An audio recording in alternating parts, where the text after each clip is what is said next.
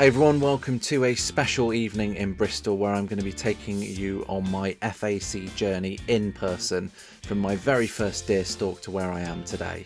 Make sure you hit that subscribe button, it's about to start, so let's get into it.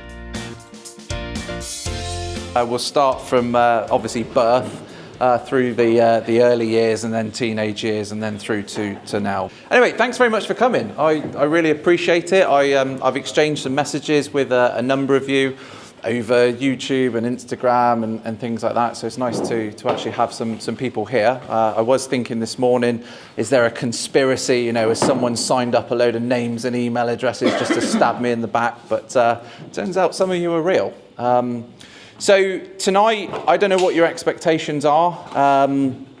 James, my good friend James, who's not here, I want to make a point of that actually, that he's late. And he asked me if I would be prepared to do this. And James has been helping me through what I'm calling my FAC journey. And I said no initially. I said, no thanks. And then I thought about it and I thought, why not? What can go wrong? So I said, yeah, actually, let's do it. And whether you know or not, this is actually where I work. This is the building where I work. I'm in recruitment. I do financial planning recruitment day in, day out, have done for nearly 12 years. And for a long time, well, it still is my life, but this was all of my life. White walls, shiny lights, so not crawling through mud and shooting shit, basically. And somewhere it all went wrong, basically. And here we are today. And so what I'm going to do is just talk through the journey that I went from knowing literally nothing. I'm going to have some embarrassing conversations through to shooting my own deer, going abroad to see some companies. I've just come back from seeing Frey and Devik over in Norway, bagged a moose hunt later this year, which is good. What I want to do though is do want to encourage a bit of not heckling, but like if you've got some questions that you just want to ask, like don't wait till the end. We are going to do Q&A at the end, but if you just want to jump in with something like why I did something or whatever it is, just fire it at me and we'll see where we go with it basically.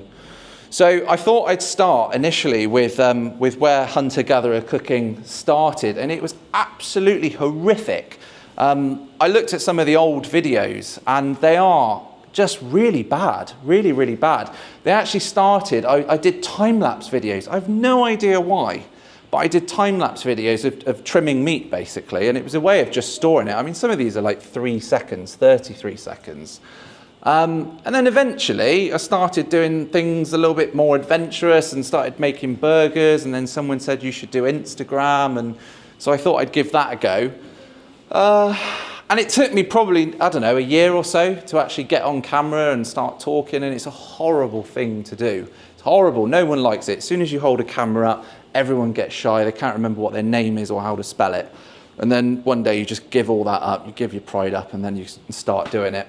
And then slowly it started to evolve. It was all about fire cooking to start with. And I've put a circle around this one. It actually says Clifton Suspension Bridge.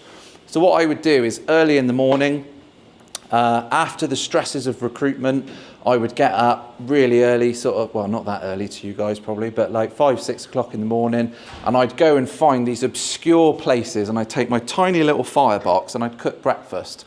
So that one there is when I sat underneath the Cumberland Basin and with my firebox, looking at the suspension bridge, and I think it was steak or something like that. So that's how it started. And then somewhere along the line, I got passionate about supporting small businesses. And I started to really enjoy taking pictures of food on plate. I don't know why, I've always done it, but I actually get a lot of pleasure from knowing all the businesses that are behind the plate. George, who's here from Nempnet Pastures, you were my chicken guy at one point. Matt was my deer guy, and I was collecting all these people and networks and things like that.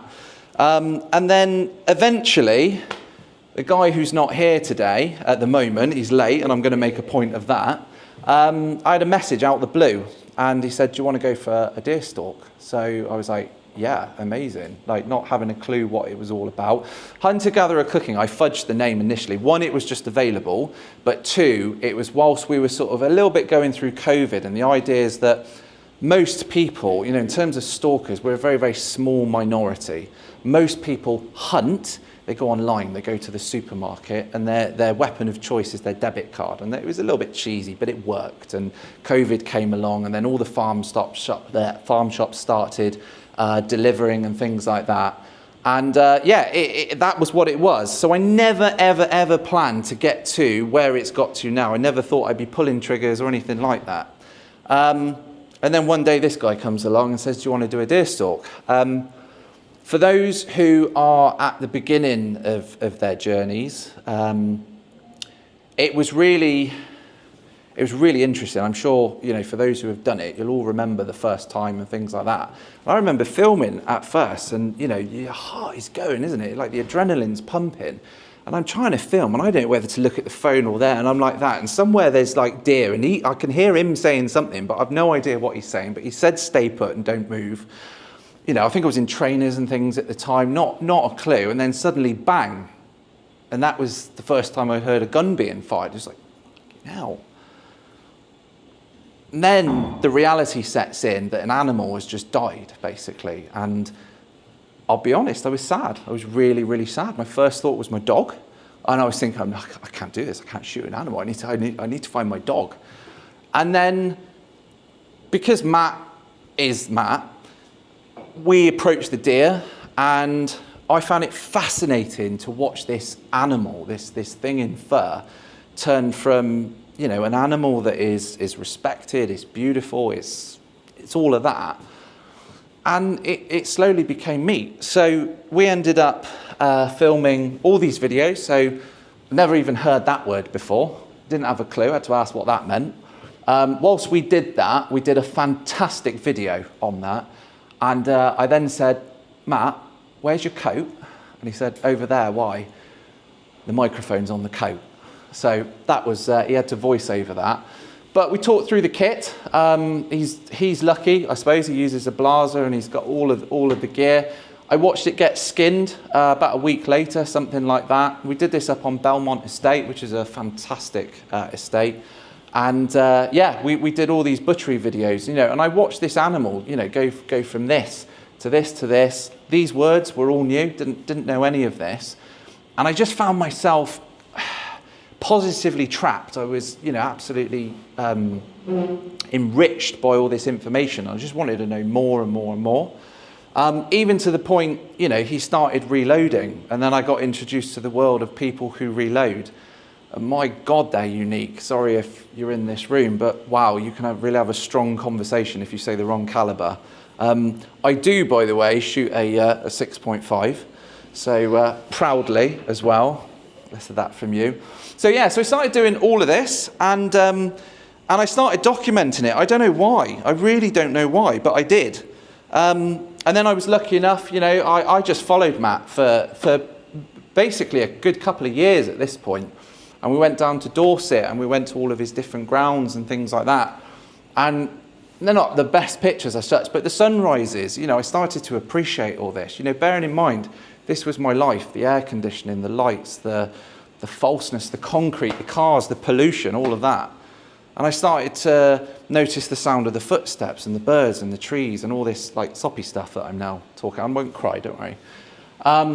But it was so new. And then we got the dog involved, and I found it fascinating to watch the dog. She was useless, but fascinating to actually watch. And if you saw that one, he said, you try and find the deer with the drone, and we'll set the dog on it. Dog won, basically. You don't see a deer with a drone, a normal drone. I couldn't anyway. The Seeker one, you know, we had to go there, I think, on the third visit to get a Seeker. You know, the first time, I can't remember actually what happened, but they were on the wrong side of the wall, basically. There were 17 of them and a white one at the time, but we couldn't shoot them. So the third time we eventually got one. And then I started learning words like buck and rut and things like that. And again, it just spiraled more and more and more. And I was really, really happy. I was so happy just filming and being out. It was almost like this, in a way, replacement for going out and cooking really crap breakfasts in weird places. And one day, something just turned on. And I said to him, do you think I could? Do you think I could do this? You know, and I've asked all these questions, and I could sort of talk about a caliber and things like that. Well, I couldn't actually at that point. I thought, what if I could though? You know, could I do it? And he said, yeah, maybe. So, you know, there's a really, really embarrassing video where he's talking and I'm just like, can I just stop you? Like, what the hell are you talking about? I didn't understand any of it. And I think from a beginner or a new person's perspective, it can be really daunting. There's a lot of like terminology and words and measurements and things like that, especially when you get into like ballistics and things like that. But I was still fascinated and I thought, sod it, let's go for it. And I knew that, you know, Avon and Somerset, at the time, people were saying, well, you'll be waiting 18 to 24 months to get your FAC. And the plan was simple: apply now, learn shitloads for 18 months, 2 years, and by the time the guy knocks on your door, hopefully I'll be in the position to give him the right answers, basically. And that was the plan. And then from there, I thought, okay, well, what do I need to do, you know, to put myself in the best position? I was really, really positive, over positive maybe. And I think just coincidentally, James reached out to me, and well, it's actually Braces who reached out to me and said, do you want to do a firearm safety course? I said, yeah, fantastic. And that's where I met James Adams Ford. Went through the firearm safety course. Again, never handled a rifle, never knew what to do. I knew I needed to point it away from people. But again, really, really interesting. Walked away with a nice binder. But I felt, yeah, more comfortable knowing a little bit about firearm safety. From then, things just grew. Again, I put this one in because the Stalking show would have come up, and I met some of the guys that I knew at the Stalking show. And like it was all alien to me. I just didn't have a clue about all the actions and calibers and what you'd use and why. And for a long time, I was often thinking, well, if I get this miracle ticket, which gun do you buy? You know, and I thought I'll deal with that another time, basically. But I started to, research and learn. Then I hit a brick wall. Firearms came back. They said your application is incomplete, which I put NA to loads of it. Who are your permissions with? NA, deal with that another day. So it's basically as incomplete as you could. But I had put a really, really nice letter with it saying, you know, please, basically. So they came back and they wanted the permissions. And I remember doing this thinking, shit, I've got a problem. I'm not going to get this. And the real thing, especially when I've had conversations, I don't consider myself an expert at all. All I can do is relay experience. But one of the things I tell people is I think firearms, they're not necessarily looking for a want. They're looking for a need. Do you have a need to actually own a firearms? I've heard every horror story, well, not every, but I've heard all the horror stories that are out there. The firearms officers that don't want you to have the license, the ones that, you know, are basically saying no before they say yes and things like that. I heard every contradicting argument that could possibly be out there, same as the guys for which caliber is best. And I listened to them and I took it all in and I just thought, well, it is what it is, and, you know, you just have to go with it and you've got to form your own opinion. And some people were saying, you know, make sure you're on guard. When you eventually get your interview, be on guard. Don't give too much away, you know. Don't tell them too much because they could use it against you. Others are saying be open, be honest, tell them everything, you know, be engaging, have nice biscuits on the table, offer them a cup of tea. You know, it was friend and foe, that sort of situation. And I went with I went with the friend eventually. But you hear all of these stories, and again, as a new person, I wasn't bricking myself. I was really looking forward to it when the time came. But initially, you're thinking, at the end of the day, it's like the police coming to your door. Like, what's going on? So I wanted to put myself in the best situation possible. And so I did a little bit of firearms training, and I put some rounds down the range. Again, giving myself a little bit of exposure to all of it, really, just to try and get some shots on target, which went well. And eventually, I ended up going up to Scotland, seeing Pete Gibbon from the Outdoor Gibbon podcast. And we were on the way up to the hill, and I said, Pete, I've not shot at a deer before. And he said, well, can you shoot? I said, I don't know. I've been on the range. Like, have they got targets on them? Obviously they didn't. He said, so he set a target up 100 odd meters away on a valley. He said, shoot it. So I did. And he said, shoot it again. So I did. He said, you can shoot, off we go. And I said, but where do I shoot it? And we're driving up the hill, across the Highlands. And I quickly Googled. I mean, luckily, Scotland's got amazing signal. So I'm Googling all these deer in different positions, quartering, and you know, all of this. And I'm like, there, no, there, yes, there, yes. I was like, Christ. But the one thing Pete was really great at, and the people that I've been lucky enough to gravitate towards, is all of the people have said, if you're not comfortable, don't take the shot. You can walk away. There's no shame in walking away from it. Might be a waste of a 4 or 5 hour walk, but no shame in it. And that was really great. And I remember we crawled out, we're looking down on the deer. We were there for 12.5 minutes actually. So we filmed it. I put it on a little tripod behind so I could see exactly how long it was taking. And I was comfortable, I was physically comfortable. I was looking down at them. We were talking about which deer we were going to go for. And by the time he said, are you ready to take the shot? I said, hell yeah. And I did, and I dropped it, and Nigel went down, basically. I'd named the deer for some reason. It's because it's easier when it goes in the freezer, and you can write that, never mind. Anyway, so yeah, so I've skipped a few slides, bit of target practice. There's good old Nigel, beautiful deer. I mean, it was a perfect film because we had all the heathers. I mean, all those experiences that I'd been watching, I'd now done, and when they went off, the dust that went up into the air and things. It was absolutely incredible. But great photos. I try and take pictures that I hope seem tasteful. I don't want to splatter too many guts and things like that over the internet because the people just can't handle it. And that's the sad thing. That's the sort of thing that I'm trying to change at the moment. Then I got another invite up to Scotland and I shot another stag, which was amazing. We went up with the dog. The plan was for me to never take the shot. So David from the Stalking show took me out, got out the car. He said, we're going up there. The hill was like this. I mean, it was insane. My chest was just ready to explode. And so he's gone on ahead. He's at the top of the hill. I'm ready to die. He says, there's one down there. And so we got onto a branch and he said, do you want to take the shot? And I'm like, I can't breathe right now. Anyway, took the shot, bang, dropped him. Great, fantastic. Another stag down. Then that was pretty good. I was happy with that. Then it was decided that I really ought to do the DSC1. You know, everyone talks about it, don't they? I am terrible with exams. I was terrible in school. Give me the work, I can do the work. Put me in exam conditions, gone. I just can't remember stuff. Don't know why, just can't.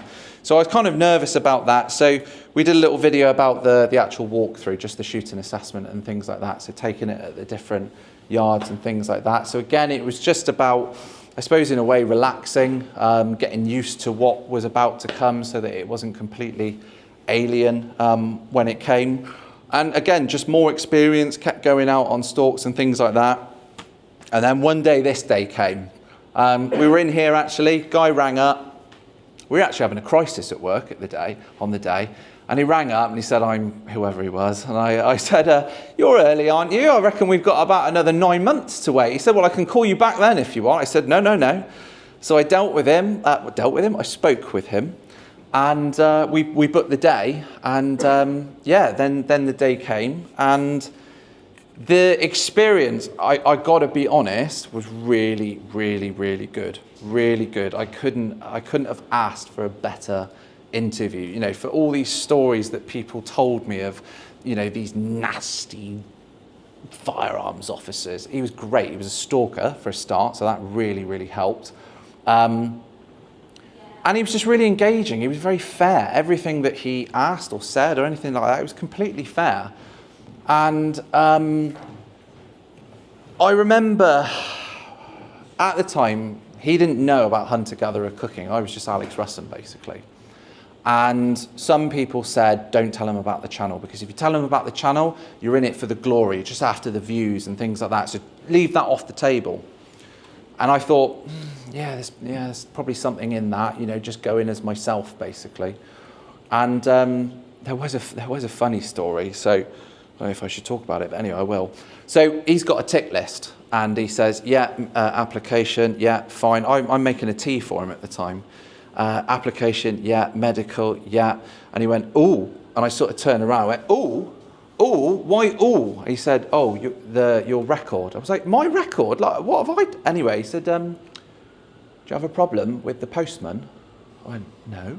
Oh, shit, the dog. Anyway, but it's all there. And I said, look, I'm the type of person, I phoned that in. Dog bit the postman, basically. And I said, I phoned that in because I got nothing to hide, basically. It was all okay. But hopefully that gave me a little bit of character as to sort of who I was. We're not trying to cover things up. But he then got to the point and he said, this is all great, but have you got any evidence that you've done all of this? And I decided at that moment, without thinking, to basically come clean. And I said, I've got all the evidence that you could possibly ask for. So not only was I keeping a log of everything that I was doing, and someone advised that I did this, all the dates, everything that I had, I kept a note of it. And then I came clean and I said, I've got pictures, I've got videos, I've got everything that could prove to you that I believe that I'm fully invested in this and the reasons that I'm doing it. And he said, go on then, let's have a look. So we opened it up, and he was sort of happy with it and quite impressed with things. So he said, yeah, that seems good. He wasn't sort of too fazed by that. He probably knew about your YouTube before he went in your house. Maybe he did, but he acted surprised, and I appreciated that. That was nice. But we went through, and then he got to the 22LR conversation, which I was prepped for. Basically, they said, look, they're probably going to push you down that route, tell you to have a 22LR or something for a year or so. And I said to him, look, I knew you were going to say that.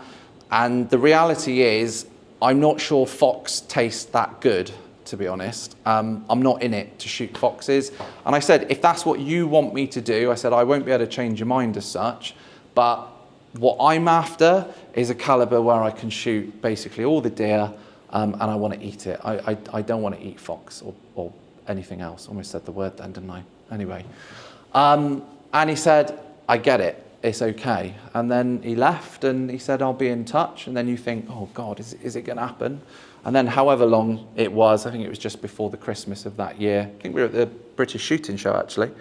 And because I went to the police officer and I said, look, is there any updates at all? And she said, well, it was posted out on whatever day, it should be with you. So I rang home, is it that? Yeah, and it was there. And you're like, yes, I've done it. And it's an amazing feeling when you get your ticket through. Especially for me, who it shouldn't have been easy. It certainly was not a walk in the park. But why I've talked so much about this is that what I tried to do, and for newer people going through this, I tried to position myself so that I had done everything that I could to get the yes, basically. I'd done firearm safety. I'd done target practice. I'd been out on stalks. I had many, many friends that were supporting with me, and they wrote letters. I'd had DSC1 booked at the time. That was a big thing. And I tried to put myself in a position where it was, well, what reason have you got, basically, to say no? And then I was hoping, basically. The only thing I didn't have was land permissions. But I had a need because I luckily, and I'm very, very blessed, I get invites out by people, which is absolutely amazing. And my need was that I didn't want to keep using the estate rifle. To me, that was a little bit, obviously it's safe and stuff, but to me, I want a rifle that I know the inside out of, and that when I point it, it goes exactly where I want it. And I said, I want to make this safer for me, for the deer, for everything. If I've got my own, I'm in more control. And I said all these things, and yeah, it worked. So we ended up doing that one, which was really buzzing. I think I was drunk at the time, but yeah, I was really happy with that. The next thing that came, of course, when you get a ticket, what do? You've got to buy something, haven't you? You get this burning in your wallet. So I went to see this lovely lady down at Rifleman's, and we did a little video, didn't we? She looks different now. Oh yeah. Well, we saw this gent. I brushed my hair. You were there, weren't you? No, you were filming. You were filming. I was filming. Yeah, you filmed it, didn't you? You were behind the camera. But we did a video, like, I'm a first-time buyer type thing. What can I buy? Low end, medium, high end, that type of thing.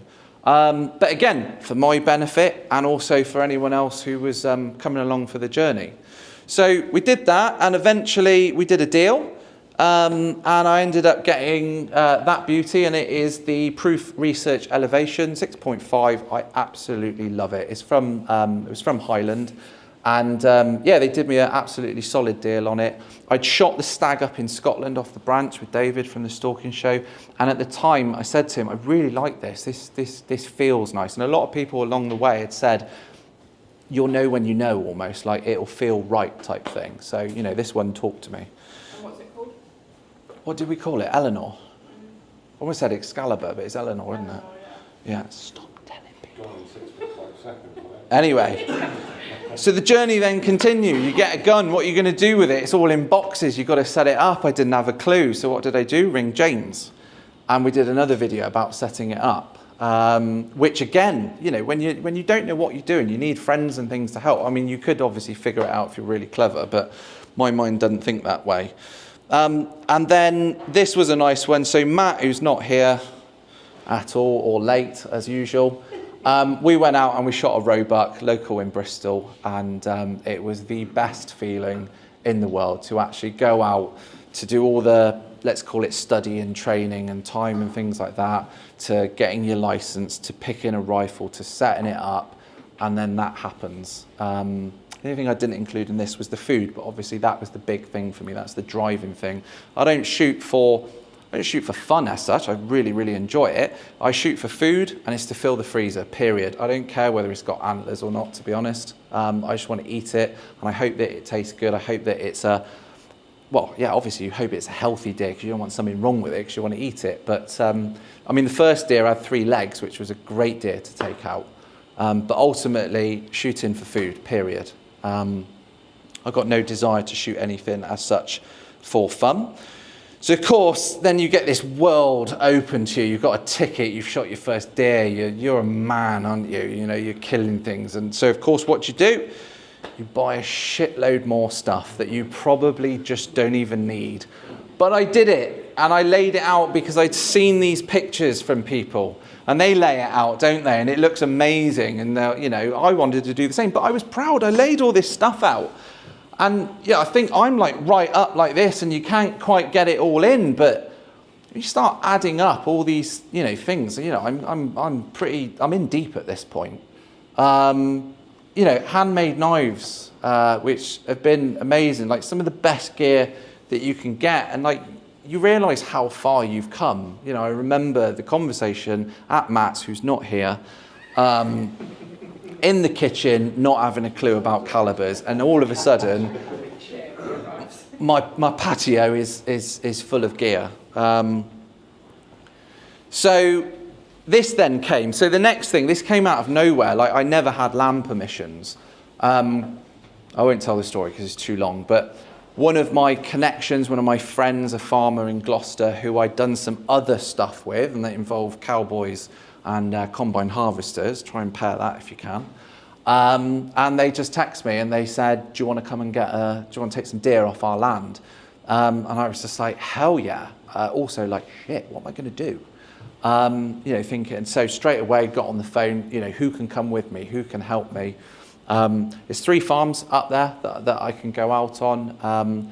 And yeah, went up there, started assessing it. That was different. You know, the whole time, like before you go out on that stalk, I was thinking, what am I going to do? I've basically been led the whole time. I follow someone. They set the rifle up either on sticks or you're lying down, something like, here he is. Ladies and gentlemen, James Adams Ford. Come and sit down at the front. I said I'd humiliate him somehow. Yeah. So before going out on the stalk, you know, you go out, and if you're on guided stalks, quite a lot of the time, you put onto the sticks. I thought you would like aiming something at me then. You put onto the sticks, or you're lying down, you crawl onto it, and it's easy. You know, you're basically told point, shoot, done. I didn't know anything. I didn't know what the backstops were. Backstop was my real concern. I was really nervous about backstop because someone had drilled it into me for God knows how long. But it happened, you know, it happened. I got the permission, but again, beforehand, before I went out, you know, I wanted to put myself in the best position again. So it was basically sort of back to the classroom. We're at the point, by the way, where I've got the ticket and I've shot, or I'm about to shoot my first deer on the land, all right? So yeah, a little bit of practice, and then went out, and if you can see, there's 2 beauties there. So went out on the first day, shot 2, and again, I'm not ashamed to say it felt absolutely amazing to go through the training and the history and getting your ticket, to get your equipment, to get permissions, to shoot food that is going back to, or what will be the larder, and then eventually on the table. Absolutely incredible feeling, and something that I'm so proud of. And anyone that would challenge me on that, to say that, and you do hear it, that it's wrong, it's, oh, I don't like that. No, I'll defend that to the end, without question. And then loads of things happened, basically. All kinds of things happened. Loads of food-related things, and small businesses and products and things like that. And this gentleman, you came at the right bit, actually. This gentleman said, you've worked hard. Do you want to go to Scotland? So, yeah, we went up to Scotland. We went up to Scotland, and we did this. And it was a hell of a trip.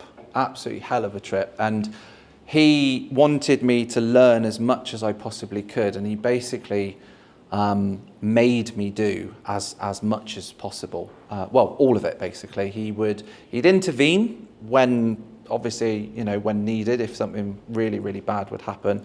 But I was at the front. I was leading the stalk. He did some amazing videography.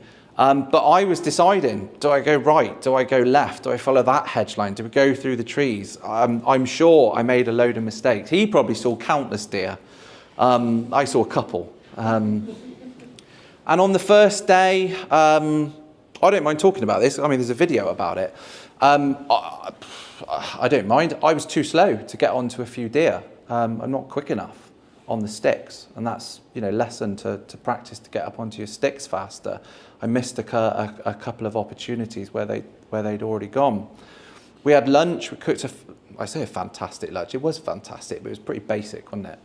And then we went out in the afternoon. And I'm happy to talk about this. We went into the woods. We saw something on the thermal.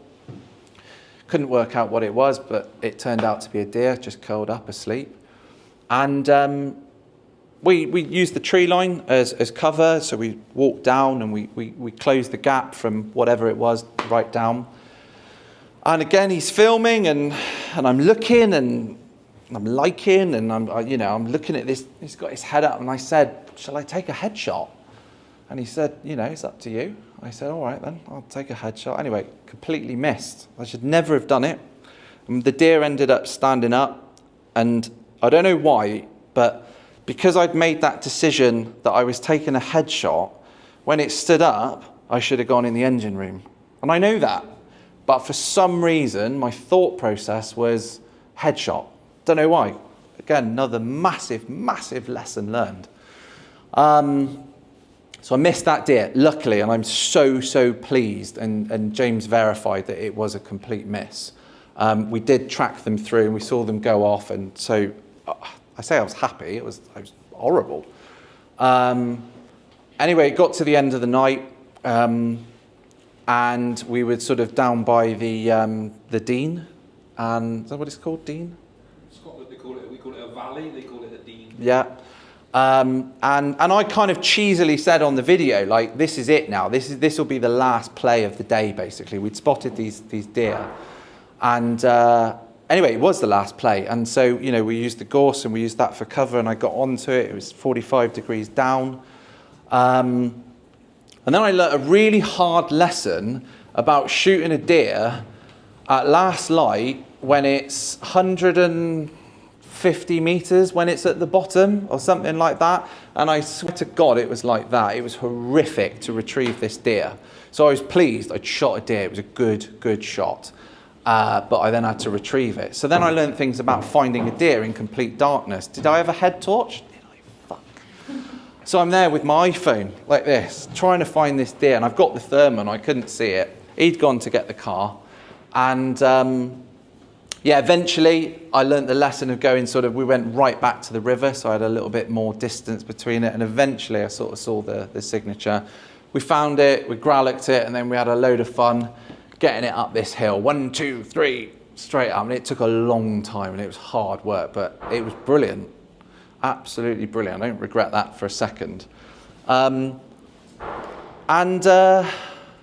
it was a really, really good trip. But it didn't end there, because this one then happened.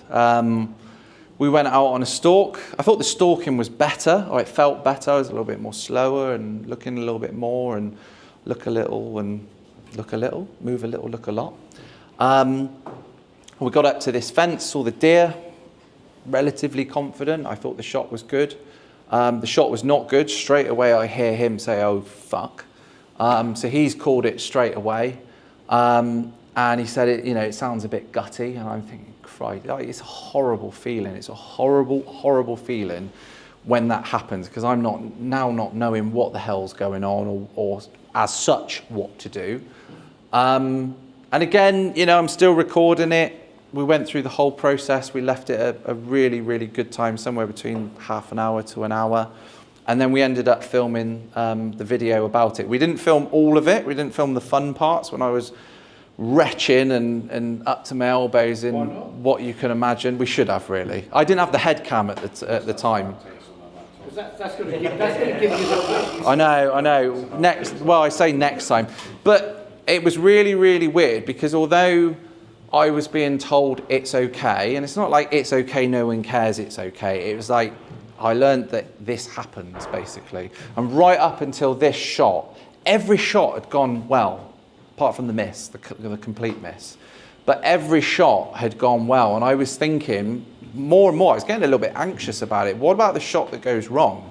I was really, really grateful to be with someone who could coach me through exactly what to do when it went wrong. So massively, massively hard but important lesson, I think. How badly was it, gut shot? I don't know, how do you measure a bad gut shot?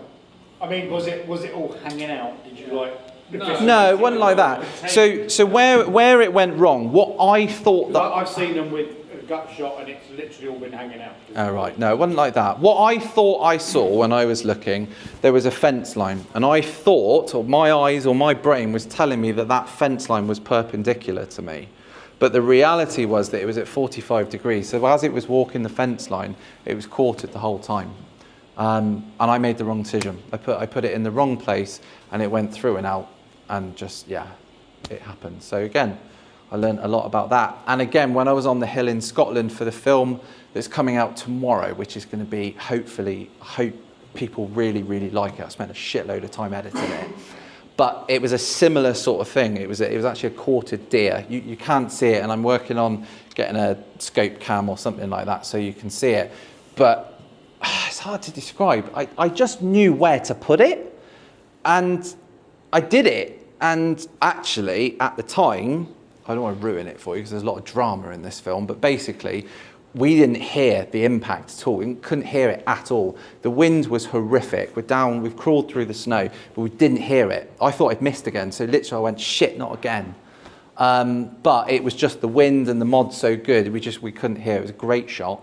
But I knew, I don't know what it was. I knew that was where I should go.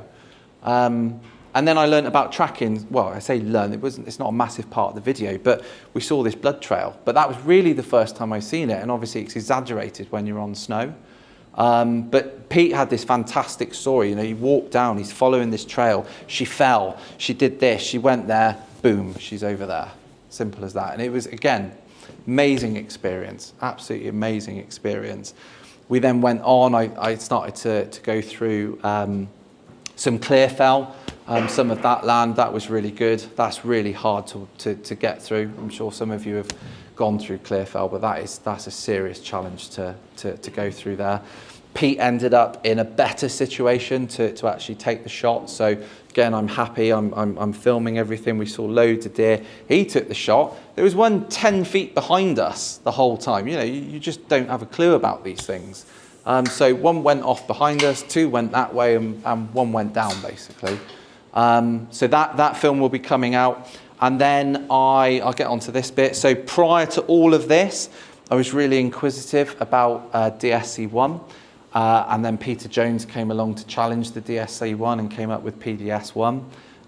For anyone who doesn't know, this is basically, at the time, this was the electronic version to doing DSC-1. And I sat down and I went through it and I reviewed it. And it was amazing. It was a really, really, really good educational, fantastic course, basically. In a way, it was almost perfect. It was a really, really good course. The way that it was structured, if I had watched that, and I think I say it in the video, if I had watched that at the beginning when I was sat in Matt's kitchen, who's not here, and he said, do that and then come back, I reckon it would have accelerated things massively. So since then, DSC-1 has got the video courses, or the online video course, and you can watch that at home, get yourself to a point, and then you go off to wherever and you do your multiple choice questions, and then you do your shooting assessment. So in a way, they caught up, basically.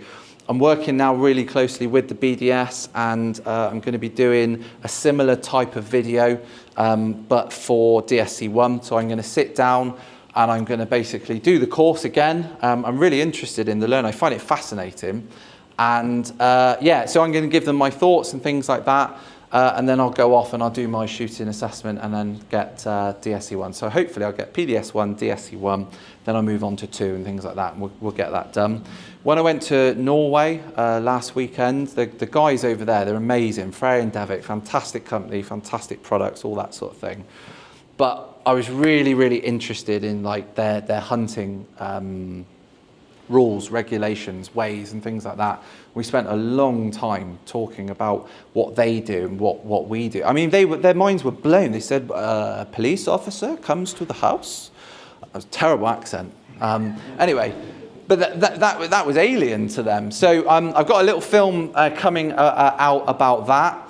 And I met some of the guys, and I'm actually, at some point, it'll be down the line because there's a lot to do at the moment, but I said to them, I said, you know, from someone in the UK, could I take your Norwegian hunting course, basically, and basically get accredited so that if and when I come back to Norway with you, I can do it. So you could go to Norway now, but if you want to pull that trigger, you've got to do a shooting assessment, which is fairly easy. But if you want to go out and do it all properly, you need to do it. And so when that comes out, hopefully, I think you'll find it really interesting. You know, lots of similarities, but also completely different. I mean, we walked through Oslo, and we've got 2, forget the calibers. One was a 308, I think, and one was a 33. Anyway, sticking out the back of a backpack. There are also 3 other things at the bottom of the backpack that were in there. And nothing happened. No one cared. Hunters are really well respected over there. It's a completely different way of life. Whereas imagine doing that in Bristol. You wouldn't make it to the end of the street, would you? You'd see the lights, you'd be on the floor, cuffed, and that'd be it, over. But completely different way. So I'm going to try and portray some of those differences that were over there.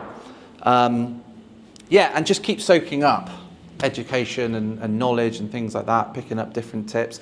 Heard a really great one for aging, actually. I don't know if any of you use this over here. Great question for you at the back. So they've got a rule of 40. So you have to get to 40 for how long you hang it. So if your fridge is set to 5 degrees, you would hang that for 8 days. I personally, I don't want something that crawls off the plate. I don't want it honking or smelling like a horse's yard, basically.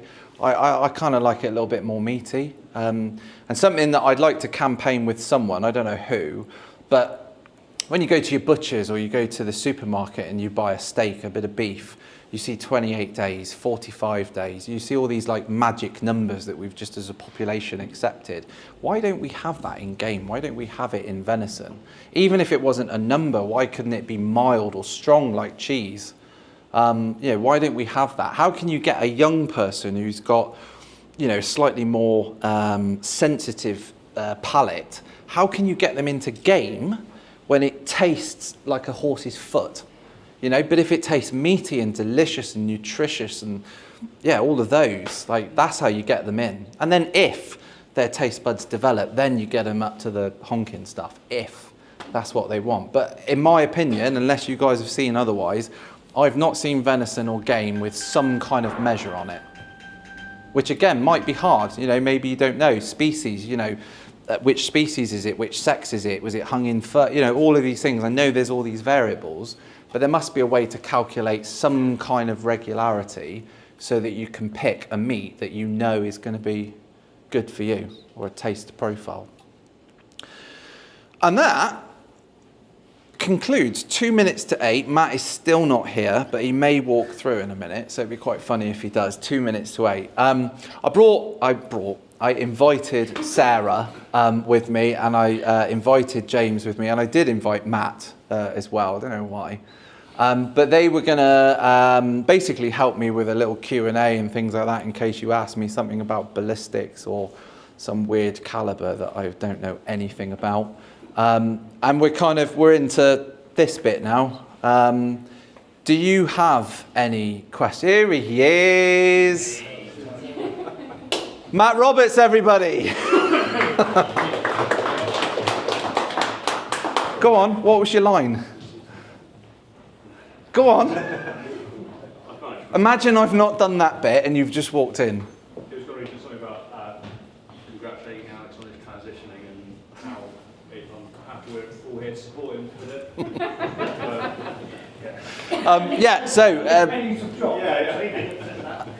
Questions, anything, and then we'll all try and answer if it's something a little bit more technical, but is there anything that you'd like to ask, either about anything that I've said, or by all means, it doesn't even need to be about me, it can just be some kind of shooting or FAC application type question, anything at all. But there's such a difference between watching someone do it, filming someone do it, and doing it. Completely different, completely different. And the only way to learn is to do it, basically. And when you've got expert guidance and great friends that are supportive and really positive about everything. When are they coming? Yeah. But doing is learning, isn't it? That's why all this theory, it's great, but it's only a theory until you're actually doing it. And I've never looked back. My life is different. Yes, I still work here and live near the city and things like that. But life now is completely different. You can go out and shoot your own food, basically, and you can tell the story. And when you cook it, and the other half of hunter-gatherer cooking is fire cooking. It's amazing, absolutely amazing to cook for yourself and your friends and family food that you shot. And even when I now see trophies up on the wall and things like that, it's not about a dead animal that's up on the wall. It's about the day that you had, the sunrise that you saw when you got up. It's about the sounds and things that you heard on that day. It's about the mistakes that you made or the lessons that you learned. And it's just memories, isn't it? And then it's the food that you hopefully ate and things like that. And you look at that one thing and it's just got all these memories. So it's just been an amazing experience for me, and I'm going to keep going with it. If I can get out on the moose and the reindeer in Norway, that'd be amazing. There's going to be plenty of stuff going on up in Scotland. As I said, I'm doing a lot of stuff with the BDS now. And they want a little bit more content, not like the gut shot deal. I don't really want to do that again, but if it happens, it happens. But they want some video content to go into some of that learning material, and I said that I would be happy to help with that. And then of course we've got the Stalking show in April. I don't know if any of you are going to the Stalking show up in Stafford, so we're putting a stand on there. That hopefully will be really, really good. Again, sponsored by the amazing guys at Game Larder. We've got the big LU9000 that's going to be on there, but instead of a dirty, stinking bore, we're hoping to have something a little bit more fizzy with a cap that you can drink on the day. So definitely, if you're coming along, come and say hi. I've just done a little deal with a company called Game, G-A-I-M, which is the VR shooting thing. So I've got a beautiful, really, really nice wooden stock VR thing and a handgun. Fair play to them, like they couldn't buy me the headset. So I've got to buy that for myself. Seems like a good trade. So we're going to have that on the stand as well. So I want the stand to kind of be, take notes. I want the stand to be an interactive social environment where we're going to have at one end basically 2 chairs, a table. It's going to be a bit of a filming type set, and I'm hoping to get a few different brands on there and find out a little bit about them. But we're also going to have, I'm not going to go into it, I don't want to ruin the surprise, but we're going to have a big feature wall with something going on there. We're going to have the VR headsets and things like that. It'll be hopefully a really fun space to be in, and I just want to talk to people who apparently exist and who apparently care. I'm genuinely absolutely thrilled to bits that you guys have come along. I can't thank you enough, really. I remember the first Stalking show that I went to, I just didn't have a clue, not a clue about any of it, and now I'm hosting something where you guys have taken time out of your day to come along and listen for some unknown reason, but I am grateful. Right, well, let's call it a night then. And by all means, you don't need to go. If you want to kind of chat and ask more questions, speak to the guys at Game Larder, then you can do that. Speak to me, speak to James, Matt, Sarah, who's gone. Oh, she's gone, fair enough. She's had enough. Yeah, so you don't need to just like mass exit if you don't want to, but if you do want to, that's also fine.